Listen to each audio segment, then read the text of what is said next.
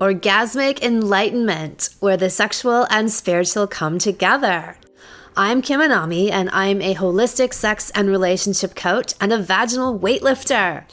In this show, we explore all things intimate. I believe that our sexual energy is life force, creative energy, and we can use it to shape our worlds, strengthen our relationships, and self-actualize.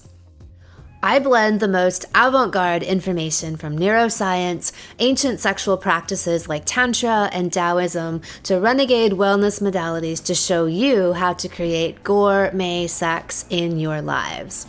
Come one, come all. Healing sexual trauma with the Yoni egg. Hello, everyone. In today's episode, we are diving right in with our epic all-star interview. Katie has so perfectly illustrated the process of someone self-healing from sexual abuse that I'm going to let her share her story, and then I will chime in afterwards. This interview is amazing because she speaks to it all, having a history of sexual trauma, how the impact of that showed up in her body, her physical and emotional symptoms, and in her overall life, and then how all of these things changed because of the inner healing she did in her vagina. All right, welcome, Katie. I'm so excited to have you here. Thank you, Kim. I'm so excited to be here with you. And I just wanted to share with you a funny story that happened as I was anticipating sitting down and speaking to you today. Yesterday, I woke up and I had no voice. My voice was entirely gone. And it felt very much spiritual, energetic, because I knew I was going to sit down. I knew I was going to be talking to you about some deep emotional stuff. And so my voice, poof, vanished. So I sat there and I said to myself, what would Kim Anami do? And I knew what she would do. She would deep throat a cock. So I grabbed my husband and said, get over here. I'm going to get my voice back. And I have a voice today. So it speaks to the power of this work that sex is really the healing magic for everything that ails us. That is so incredible. Perfect example. And what a great student. She's like, of course, I find the answer in my own body and use some additional cock medicine on top of that. So that's beautiful. Yeah. Well done. Thank you. Okay, so let's start out with how did your vagina feel before starting this work? How would you describe yourself sexually, and in particular, your vagina? Yeah, so I feel that my vagina was numb, completely numbed out. My vagina was disconnected, or I was disconnected from my vagina. I had no sense of her. I was living this life from my head up.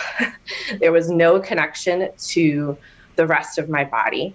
And the worst part was that she was full of all of this sexual trauma and crying out for my attention before I started vaginal kung fu. But I was not listening. I was not listening for 30 years. The symptoms were increasing. For example, I had really bad endometriosis.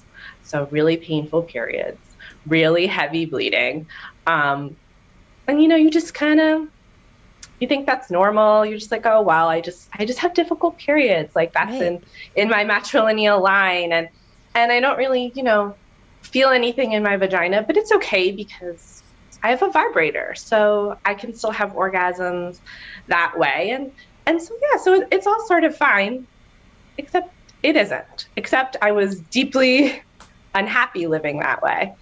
And I found your work. And at first I was like, I think when I first found your work, I got this magical little sparkle that came down on me, whoa, something really important is happening here. But even when I found your work at first, I was totally the girl who's like, I'm going to do well-fucked woman someday. But you know what? I'm not doing vaginal kung fu. What is this? Kung fu, vagina surfboard thing. There's the jade eggs. Like, I'm not doing that, right? Scary, the big bad scary jade egg. Yeah, right. And that's actually what it is. That's this bravado that I had, even though I'm suffering, right? And you're providing an answer. Why do I have this weird bravado? Because I was afraid. And so we do these like coping mechanisms to try to avoid facing all of those symptoms, all of that reality that we're carrying. So it was total bravado for me. Right. And I get, and that people have that a lot. It's just that initial resistance, that fear, and then whatever rationalizations emerge out of that we may or may not break through. Right. And so so did you ever, so you said that you were having orgasms, so clitoral orgasms, you could use a vibrator to get there. You were potentially, so you were having sex, but did you ever touch yourself? Did you ever self-pleasure? Did you look at your own vagina? Could you put your fingers in your own vagina? Or was this like a no woman's land that was with that dissociation that you've described? Yeah. So, that's my biggest problem. I was one of those women that you talk about who could not touch their own vagina, was scared, terrified to do it. I never even looked at my own vagina. It's so crazy to think about now, but I never even looked at it. And I couldn't touch myself because of a long-standing history of childhood sexual trauma. Whenever I would touch myself or a partner would, on those very few occasions where I would let that happen, I would immediately have a PTSD response. Wow. So I would feel nauseous. I would feel like I was going to pass out. I would feel really hot in a bad way, and I would just stop. So I would occasionally try, I would try to cross that barrier. I would try to have a partner cross that barrier. So let me just interrupt for a second. So were you saying that even a partner couldn't manually touch you? Like they could penetrate you with their cock, but they couldn't manually touch you? Okay. And they could not. Right. Yeah. And that was because of the trauma that happened to me when I was a young girl. So it happened with hands. So hands on me would bring back that trauma in just a huge way. And so, like I said, I would sometimes try to cross that barrier. Then I just gave up.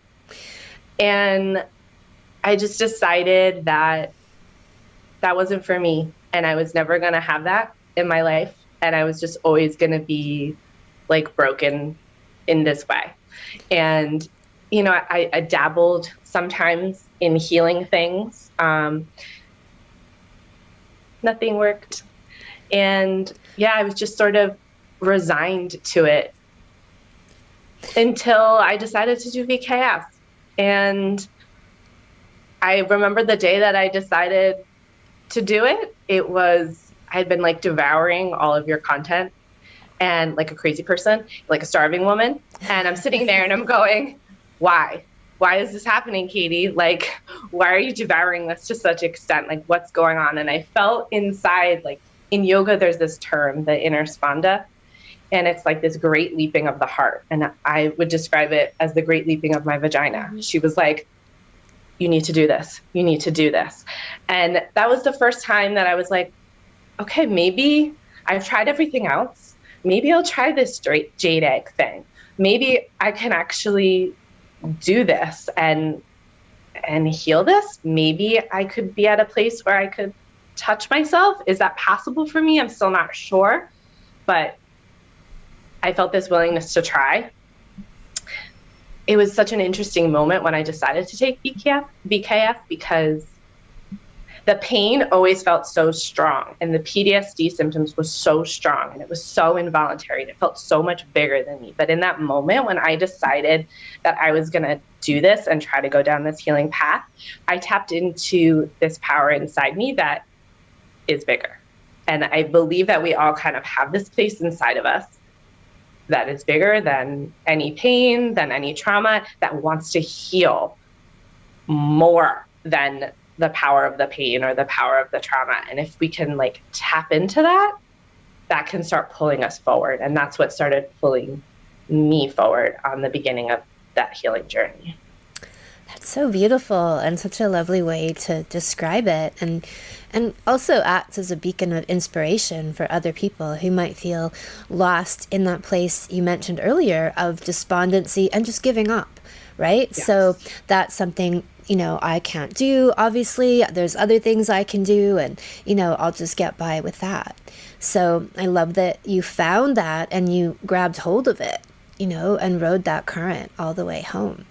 So before you go further into the transformation, I was curious, so did you, when you did have sex, would you get wet or would you use lube? Like what, did you enjoy it? Did you feel anything? Or was it more like, well, I have a partner, they like it, I'll do it. You know, what was that like? It was a lot of like shoulds. My vagina was totally dry. I would have to use lubrication. And the worst part is, it just, when I think about it now, it literally makes me cringe.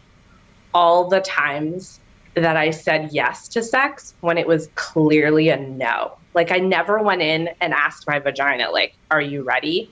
Because we're not like trained for that. We're trained for like some kind of dumb form of consent where it's like yes or no or whatever. Like we're not trained to actually tap into our own bodies and say, hey body, like what's up? You're totally dry. You don't seem into this at all. You're like, please get this over with. And then if I felt anything, I feel that I was more using sex to feel nothing. I wanted to use sex to numb out further. And so that was with my partner, that was with a vibrator. It was all just about numbing out. Terrible. What kind of sex is this? What kind of life is this? But that's so interesting. Like I was speaking to somebody yesterday talking about how we either, in my work, it's about having sex to become more conscious. And in most forms of sex, like including using porn or the idea to like quickly just bust out an orgasm, it's about using sex to become unconscious, to dissociate and disconnect more, which is what you are describing. And what I think a lot of people unknowingly are using sex for as kind of an escape and a disconnect and a checking out, rather than what I say is using it to become more and more conscious. But it would be such a challenge for anyone with trauma, and especially significant sexual trauma, to want to open up those gates of consciousness. That's the last fucking thing you want, right? Keep them closed. Keep them closed. I don't want to know that. I don't want to feel that. So it's so interesting because like I knew the touching was the trauma, but it took me so long to realize that the way I was having sex was also because I was terrified of feeling, and that was also part of the trauma, because like you said, our culture is so set up for that to be normalized, for us not to make those connections or want to connect with ourselves. Absolutely. So, all right, so you go now into this place of saying yes. So what starts to happen differently in your vagina and your body overall?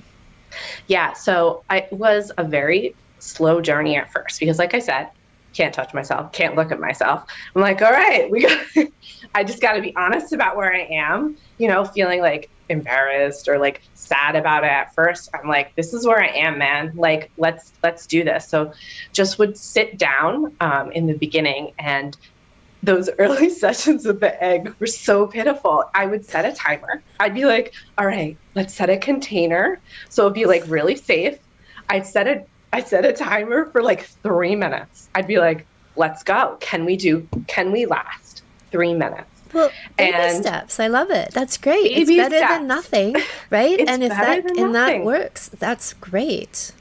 Yeah. And I would just sit there and I would just breathe, and I would have all of the feelings come up. And I remember the first time that I did it, all of those symptoms I described, it's like a panic attack. Like I'm going to pass out. Like all of those symptoms are coming up, and I'm just like sitting there and I'm just like, okay, you can just do it. Just like, we're going to stay through the experience.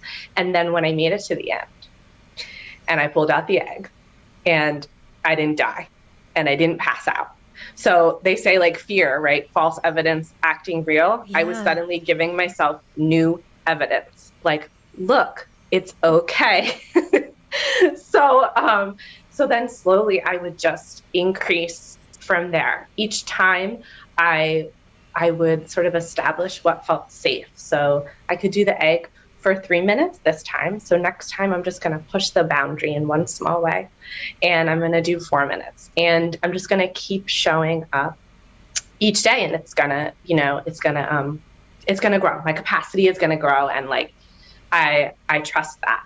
And mostly what started to happen in the beginning was that all of the trauma stored inside my vagina, all of those unfelt feelings, they came rushing out. So our bodies, like, they hold all that trauma, and I just held myself through it. The trauma would start to come, it would start to come out. I would feel those symptoms. Sometimes I would just weep. It was just like a lot of weeping, just like lying on the floor weeping. And I had asked you actually at one point in one of the live coaching calls that we did, I had been weeping a lot. And I had said to you, Kim, all I'm doing is weeping. This feels like really far away from pleasure. And you were like, no, this is so good. Like, you're going in and there's movement, like it's starting to happen. And so I held on to that, and I was just like, okay, all right, this is good. This apparently is good. I'm going to keep going through this. And it wasn't long before the crying actually started to feel good. The crying felt good to cry. And I started, there's something you say a lot. You say that if we give these parts of our bodies just a tiny bit of attention, they're so resilient, and they will start doing the healing for us. So that's what started happening to me. The healing started coming very, very quickly. There was the crying, and then slowly the extreme symptoms that I thought would be with me, and they were with me for 30 years of my life, they stopped. And I began to have sensation. Some of it was, like so startling. I didn't realize that I walked around with a clenched, closed up vagina, and I would feel like so weird. I'd be like, what's happening? Like, there's this expansion in my vagina. And the wetness started coming, and it came so fast, because it's like that part of me was just waiting for me to come, just waiting for me to put a little attention there. And she knew what to do. And the jade egg knew what to do. It knew how to help clear all of that out. And someone had asked me, like, but like, how does it work? Like, how does it happen? And I was like, well, it's like vagina magic. And then I was like, okay. And then they didn't like quite get it. So then I was like, okay. Well, I was like, it's like this. Like, how do your lungs know how to breathe? How does your heart know how to beat? How do your ovaries know how to make eggs that turn into a baby? Like, your body knows. If you show up for your body, if you put a little bit of attention there, she will lead you. So whatever steps that I might have needed after doing the jade practice, journaling, or some of the other strategies that you offer inside BKF, like whether to pursue them, like my vagina just told me what to do. My body just told me what to do. And I can touch myself now. I don't have any symptoms. My partner can touch me, and it's not scary. I can look at my own vagina. In fact, I don't stargaze. I vagina-gaze. I sit down some days, and I just connect with that part of myself, and it just brings me back into my body, brings me such a sense of bliss and peace. I don't know where I would have been if I hadn't. I know where I would have been, in a horrible place, if I hadn't done this work.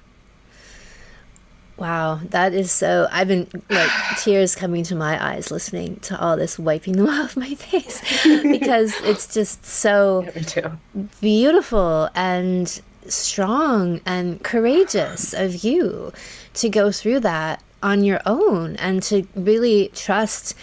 And I love what you said about like that analogy of how does your heart know how to beat? How do your lungs know how to breathe? Your vagina knows how to heal. It knows how to orient itself towards pleasure and being a channel for life force energy. So that's just so beautiful. So in that sense, so you talked about like your relationship as well with other body parts, like your breasts. And I love what you said about vagina gazing. That's my favorite quote so far. What happened with other parts of your body? Like, how did your relationship change in terms of owning yourself? Oh my God. So you offer all this beautiful healing for our breasts. And I began doing that diligently too, especially in the beginning when, I was at the 3-minute egg timer situation. I couldn't do a lot, but I could touch my breast, baby. I could do that. And I would show up for that every day. And suddenly, like, I'm not a large chested person, but suddenly, like, my breasts had this new presence. And I just remember my husband, he was like, what's going on with your breasts? Like, I was like, aren't they amazing? Suddenly they just like, you're starting to like circulate the energy and they just come back to life. And you'll talk about how all the lymphatic drainage that happens there. And so all the toxins that are stored. Also, when I would, in the beginning, especially when I would really massage my breasts, a lot of emotions would come up too, because there's a lot of emotions stored, especially where my heart is. So all of that stuck emotion. And I would just feel so energized after, because now my body is free of all this junk that I was carrying. Quit bras. Bras are dead to me. Just like dead. Like, and even if I sometimes have to put one on afterwards, like I come home and my breasts look like sad. They look like they've been all like squeezed down. And I'm like, there's no breasts, no more for you. Yeah. So they just feel like alive. And for the first time in my life, I actually understood and understand now what it means to be embodied, what it means to actually be in your body. When you can't touch your own vagina, when you're terrified of this part of yourself, you're not in your body.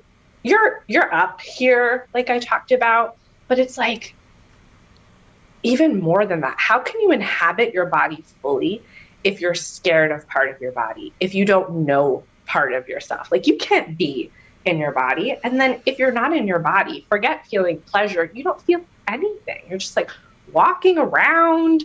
Like, what kind of experiences of life are you having behind some kind of glass wall? So anyway, when I would do the jade egg practices, I found myself actually being grounded, like in my feet and in my body for the very first time. And this was huge for me. I identify as, a highly sensitive person. And if you're not in your body, if you're like up here or whatever, you're dissociating, everyone else's energies will glom onto your body. You will be carrying around all these other people's junk. You will not be with you. And so then, like, how can you be your authentic self in the world if you're not in your body? If you have everyone else's crap all stuck to you, like you can't.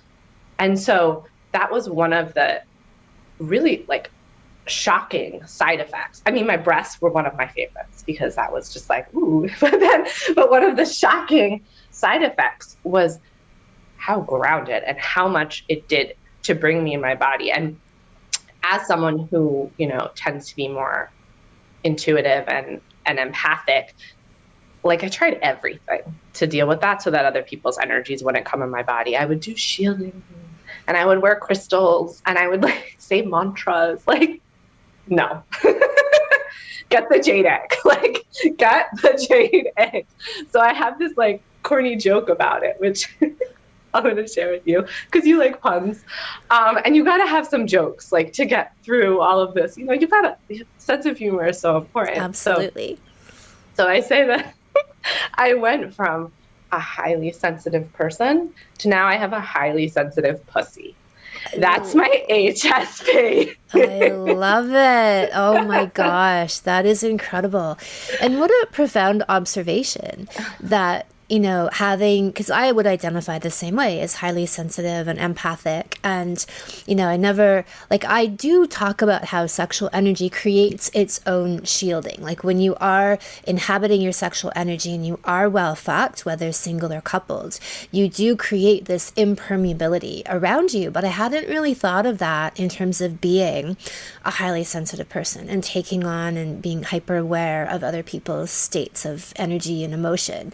So I love that you observed that and made that connection, because that's so brilliant. And what a gift to know that for anyone who is in that same position, which is a beautiful state to be in, to have that level of sensitivity. But yeah, the sometimes the cost of that is being sensitive to things you don't want to be sensitive to and picking up on things you'd rather not be. So that is just amazing, that you've perceived it as like, without having that strength of the sexual energy, that shielding of it, that there's like a void inside that can be filled by wayward energies, but now not so. Yeah. That's incredible. So you also, okay, what about so we talk a lot in my work about how we go in, we do the sexual work, we see all these changes and benefits in our bodies and our sexuality and our reproductive organs. And then the extension of that is how all of the things in our outer life begin to change. And that can be everything from our work, our creative expression, to financial opportunities, to our family, to our social situations. So what other impacts did you see? Because I know you shared something about business and even your creative process. Yeah. So I also want to say the endometriosis, by the way, is gone. Gone. No heavy periods, no painful bleeding. It is normal and healthy. And again, did lots of remedies, lots of herbs and stuff. It was looking at the sexual trauma. It was sexual trauma healing. That's what my body was crying out for. So that's one of the changes physically that's happening. Yeah, fantastic. It's pretty wild. Another one of those things that you think that'll just be that way for life, but right. No, actually it won't. It really, this stuff really quantum leaps all of your healing in ways that you never expected. I was talking to a friend yesterday, and she's in her like late 40s, and the things that people start telling her are like perimenopause and hormonal stuff, right? And she's been sexually inactive for a while. And I said, look, what if the actual key to all of this hormonal balance, all of your internal health, was really your sexual health and your sexual energy?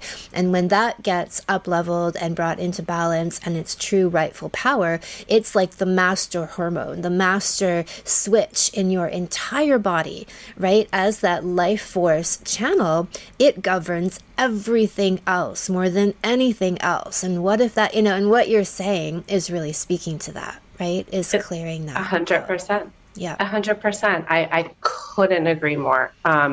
So there's that change. I would say creativity wise, I am a creative, and I would use your meditate, masturbate, create all the time. And even early on, it was something that I could do. And I have this yearly project that I have to do. It would normally take me 6 weeks to do it. And last year during VKF, it took me 2 weeks. Done. Because it was just like, wow, like where did it come from? It was just all of that energy was just moving. And I was so aligned with myself and my creativity that it just moved like that. I'm a writer, and I've always prided myself on my voice in my writing. That's always what people praise. I have a really strong voice, or so I thought.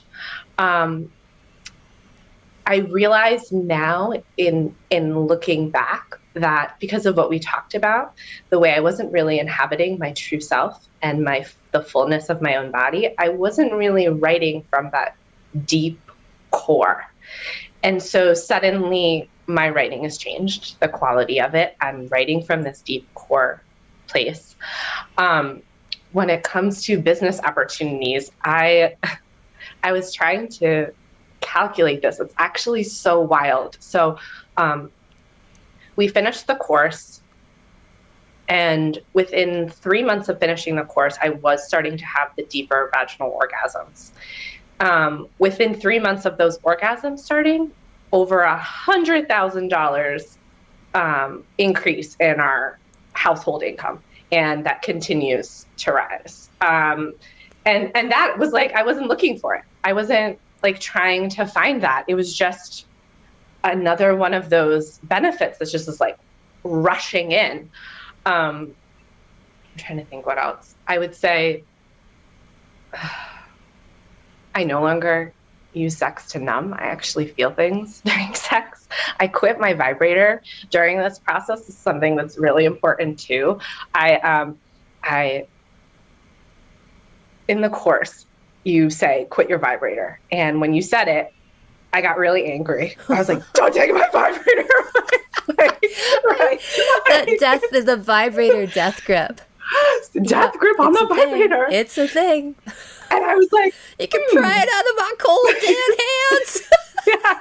That's what I was like. I was like, no, I will not give it up. And then I was like, maybe I should look at that one, huh? And if I'm that attached to it. And this is so wild to me. So all this time, I don't want to give it up because I'm like, oh, Kim, you're going to take my orgasms away, right? You're going to take my pleasure away. So, but I do it. I'm going all in. So I go all in. I'm showing up for this. I, cast aside, throw out that vibrator. So I'm not tempted. And something wild starts to happen very quickly. I realized that, I was having orgasms from a vibrator. I was not having anything that resembled pleasure from a vibrator. Those two things are very different.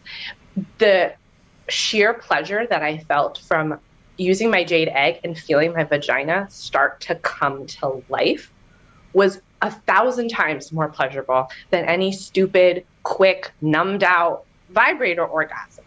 That alone, I would feel bliss just because I was feeling something. And so suddenly I realized, I was like, okay, so I wasn't having pleasure, I was having orgasms, and they can actually be very, very different experiences. So I suddenly had this access to this new sense of bliss that I never had before. And that's a bliss that comes from within and that lives within and that can be tapped at any time and is dependent on no one and nothing. It comes from me being tuned in and connected with my own self and having my own sexual energies flow. And that is a pleasure that cannot be described. Well, you've done a really epic job describing it. I mean, okay.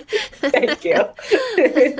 I appreciate obviously the depth of what you're saying, but you have conveyed it really powerfully, exactly what your process has been and the shifts that you've experienced. And yeah, I mean, is there anything else that you feel we haven't touched upon that you would add to your story? Yeah, I would just say one more thing, which is that you always say that that every woman can. And I know what it's like to feel like you're the one woman who can't and who won't. And I just feel like from my experience, if I can, anyone can. Like, you can too. If you show up for yourself, you keep showing up for yourself, your body will show up for you, and you can be part of that Anami guarantee. I love it. And I love what we said earlier, you taking baby steps, even if that meant 3 minutes, even if you lie there still with the egg inside of you and just breathe and get used to, because especially for someone coming with a history of sexual trauma, insertion and penetration itself can be massively triggering, and just to be conscious and present and breathe through that, and very, very bravely, right, decide to go through that on your own and allow those feelings to come out, and have this trust that there is a navigation system in your body, in your sexual organs, that will guide you through it, that will guide you home. Well, you provided that container, and you held that line of faith. That's one of the most powerful things that you give. You hold this standard and you hold this line of faith. And so when mine would waver, I would just hold on to yours, you know, and use that to help guide me forward. I also want to talk about the breakout rooms. So I'm not traditionally a joiner, and we have the option in BKF to actually gather in small breakout rooms with other women. And at first I was like, oh, I don't know, I'm introverted. I don't love like kumbaya womanhood things. so I was like, all right, but you know what? Like I said, like I'm going all in, so let me give it a try. And it was amazing, because it wasn't this place where we were doing small talk. It wasn't this place where people weren't really doing the work, and it was just lip service. Like, you come into the group and you just say like, hi, my name's Katie. This is what's up with my vagina. What's up with your vagina? Like, you don't,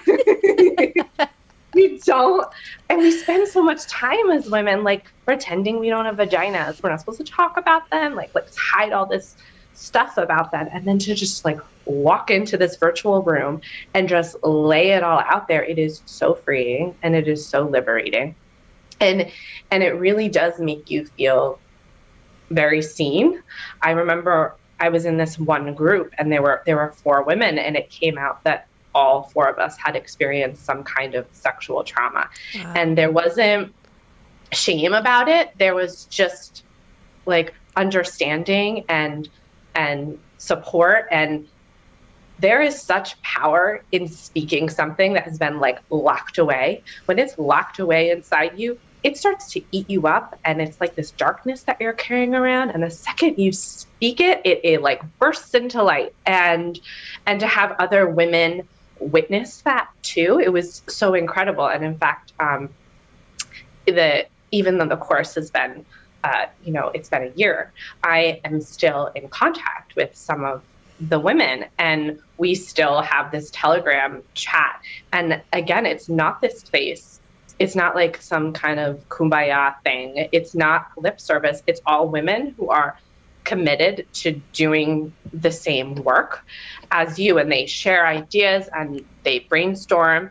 And so you really, having that community piece, I didn't think it would matter so much to me. But in the end, I was so, so grateful for it. And it has carried on well since the course has ended. I'm so grateful for the kindness and the witnessing of those women. That's amazing. I'm so glad to hear that. So tell me, you had talked about how you had crossed the line from, not being able to touch yourself at all, and then going into being able to self-pleasure, being able to have actual pleasure from touching yourself, and then taking it even to the next level the way you described it. And I'm going to read this out because it's so powerful. You said, I wanted to be with the real me in all her messy, radiant, untamed glory. I had a wall up, and it was time to take it the fuck down. I wanted to hold her and know her and fuck her. Suddenly, I got self-pleasuring and became insanely, delightfully hot for myself. So that's a whole other, energy that we would really associate with being like that way, really desirous for a lover, right? Oh, I can't wait to see them. I get wet when I think about them.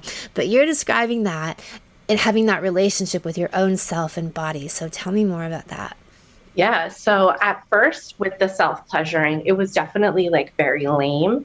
And I was just kind of like, what am I doing? What is happening? Like, why am I doing this?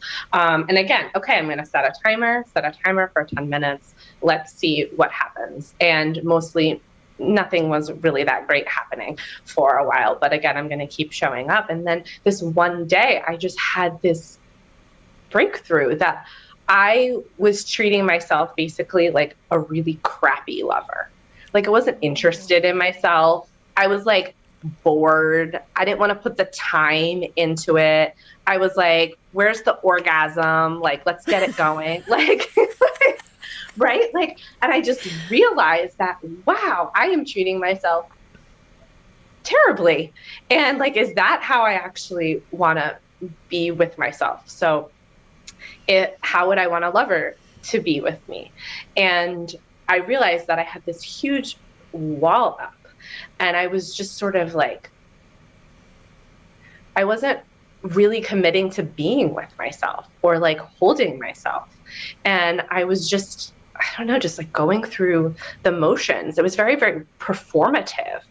And I didn't really know what it meant to spend time with my body. I didn't know what it meant to really be with myself. And then this one day I was there, and you know, the usual stuff was happening, which it wasn't very much, but I had been thinking about these ideas, and it just came over me in this wave. I was like, oh my gosh, like, what if I was the way I want my lover to be? What if I could be really turned on for myself? Why couldn't I be turned on for myself? And I just felt, I mean, my whole body responded. It just like lit up. I felt so radiant. And suddenly, like when I was sort of like lamely touching my breasts, I suddenly like wanted to touch them in this like loving way. And I wanted to be with myself. And that was when I made that shift, was when the orgasms started happening without the vibrator. And they weren't like orgasms that are like lame and numbed out. They were the kind where your whole body is lit up because you were really connected and you were really like holding yourself and you were really there. I was really there with myself. And it is so hot to be there with yourself. And like, if you're turned on for yourself, imagine how other people will respond to you as, you know, as a result from there. And then versus if you're not turned on for yourself, you know, it's so powerful and magical and makes you feel alive. Oh. And I was like, I get masturbating now. You get conscious masturbating now. Yes. Versus unconscious. Yes. Such a great distinction. Yeah. So let's conclude with this quote, and you can add to it if you like. You said, I used to associate being a woman with pain and trauma and blood, but now I dance around the house naked, reveling in the magical, sacred, special witchiness of this woman's body. It's so true. I was, you know, just full of trauma and endometriosis, and I thought that was like what my body was for. I was disconnected, disassociated from my body, and now I get to enjoy her. Our first relationship in our lives is with our own body, and I am so glad that I found her and that I get to have a really life-giving and joyous relationship with her.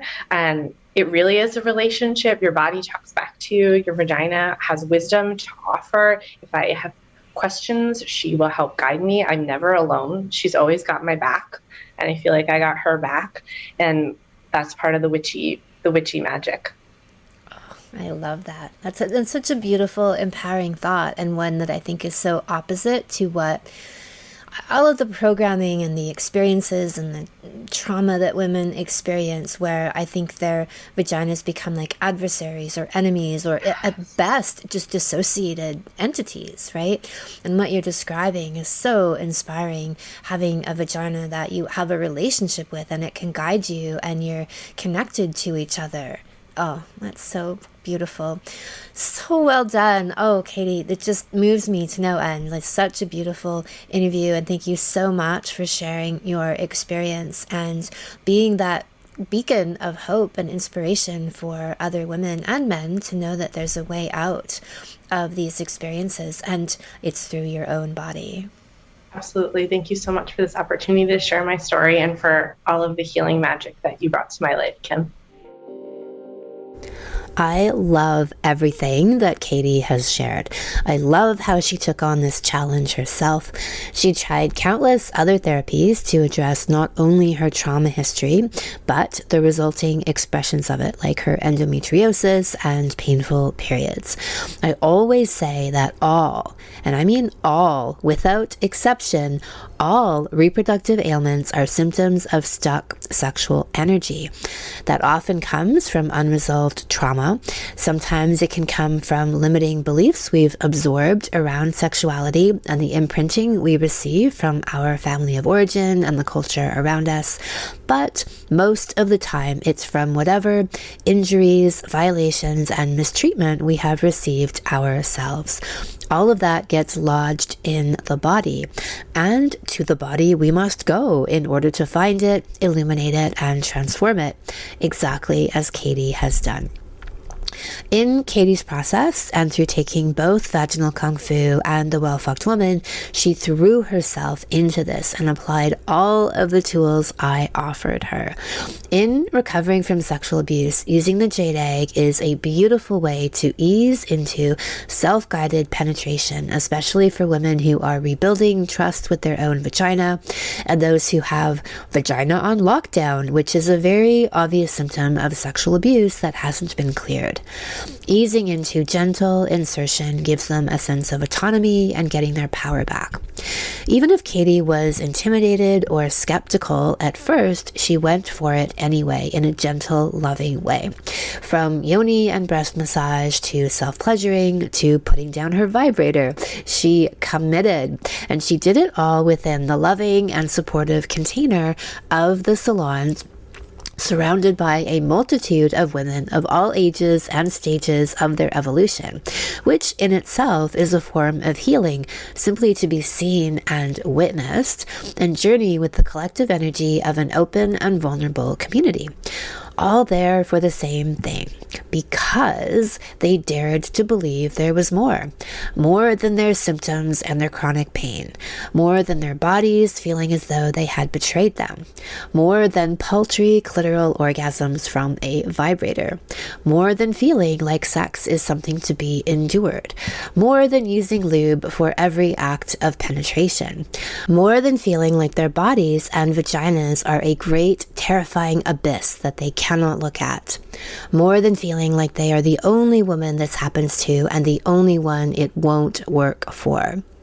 Instead, they become vaginal kung fu masters, lubricating and ejaculating all over the place, truly feeling at home in their own bodies and vaginas with voracious libidos. They have the sense of their vagina guiding them like a compass towards bliss in every part of their lives. Their vaginas become the stuff of legend that gives handjobs, leaves puddles of ejaculate all over the floor and ceiling, and shoots ping pong balls. Their bodies magically sculpt and reshape themselves with the adornment of self-love. Their orgasms transform from mere genital sneezes that put them to sleep in more ways than one, to psychedelic, ecstatic, self-actualizing, rebirthing adventures. They don't give any fucks about what people think about them because they are too busy giving all the fucks to themselves and their partners. They change careers if they are in one that they don't love, or they become even more successful in ones they do love. Cash magically falls into their laps because their laps are what attracted it. The great thing about these well-fucked all-star interviews is that you get to hear it directly from the women and vaginas who went on these odysseys, lived to tell the tale, haha, and emerged out of the chrysalis, reborn into the best versions of themselves. I have another episode on this topic called Self-Healing Sexual Trauma for Women, and for men, one called Sexual Healing for Men, which are also very much worth the listen. And if you're ready for your own vaginal odyssey, you can join in Vaginal Kung Fu now. In the salon, I give you the tools and techniques to uncover and recover from sexual trauma, guided instructions to perform your own healing yoni massage, full jade egg workout routines, guided visualizations to help you with higher level subconscious healing and repatterning. As above, so below. Breast massage techniques to enlarge, lift, and tone the breasts. Sexual position prescription mood guide. This tells you which sexual positions to be in to balance out different moods. For example, if you are angry, sad, or depressed, have sex in this way. Taoist Qigong practices to rid yourself of difficult PMS, periods, and menopause, and how to use your sexual energy to create and attract abundance in your life. All this and more. The salon is open for registration for another week until February the 4th. You can sign up at kimanami.com, look for Sexual Savant Salons, and click on Vaginal Kung Fu. Thank you so much for listening. If you haven't already, subscribe and also leave a review. And send someone else the gift of a healthy libido and an off-the-charts love life by sharing this episode with them.